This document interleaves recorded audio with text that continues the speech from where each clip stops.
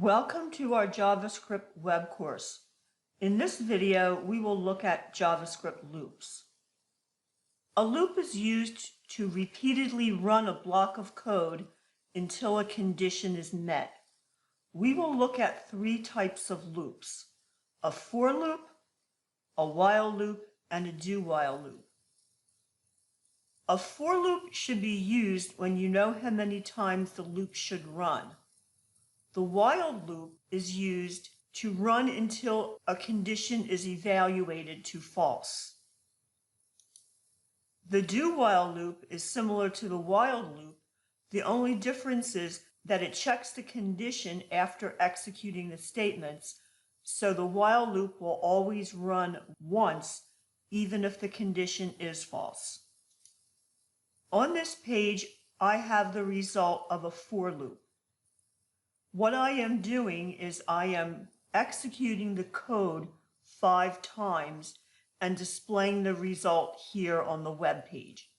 Notice we have 5 statements. So in my code example, we have a placeholder with ID equals display, and we have our JavaScript statement where we will set the inner HTML of that element to the value of a variable called result. So in my JavaScript code, I have initialized the variable result to an empty string. And here's my for loop.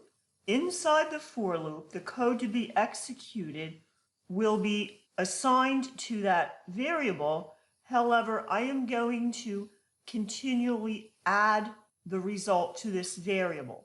So I am using the add assign operator plus equal.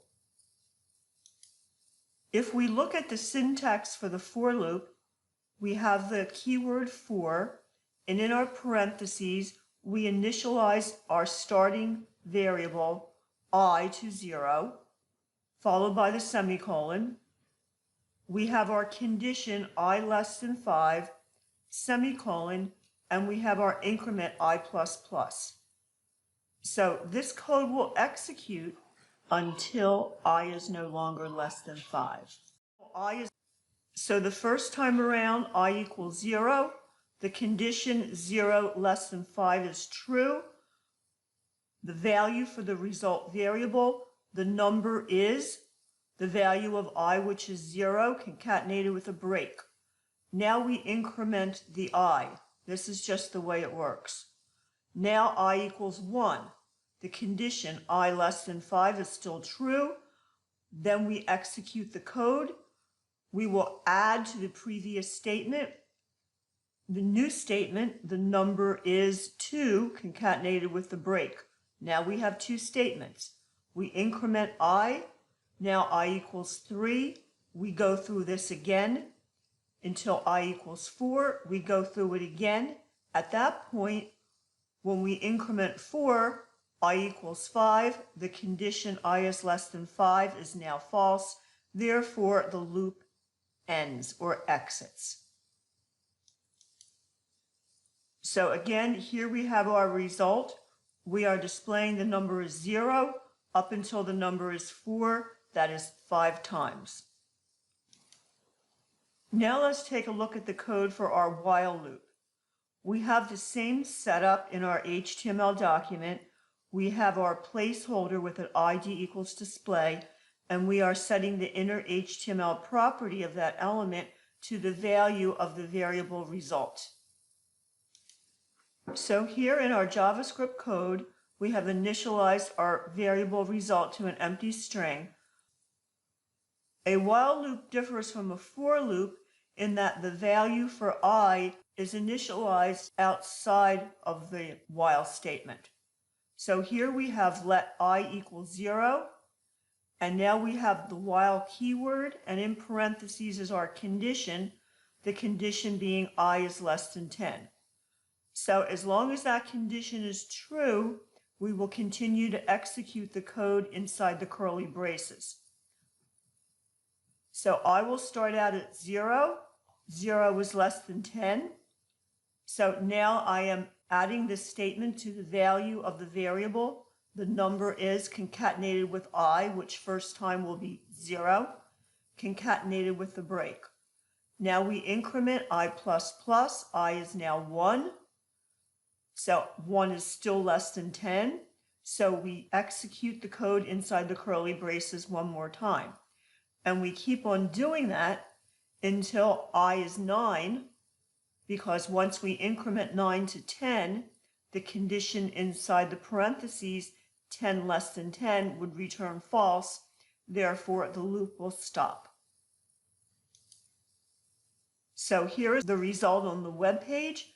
You can see we started out with 0. The number is 0. We go all the way down to the number is 9, and that actually executed 10 times. Now let's look at our do while loop. Again, we have the same layout. We're setting the inner HTML value for the ID equals display element to the value of the variable result.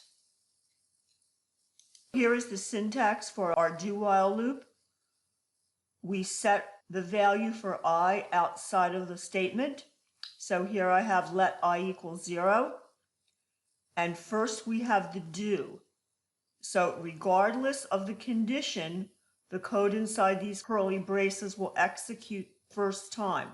They might execute more if the condition is true, but even if the condition is false, this code will execute at least once.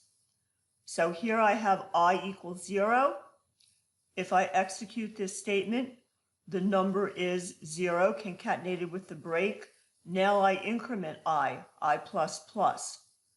Now we evaluate the condition. The condition is while I is greater than 10. Well, 1 is certainly not greater than 10. Therefore, this loop will no longer continue. We will exit out of it because the condition is false. However, it did run one time. And if we look at the web page, here you can see the result of that loop. The number is 0, and that is all we have.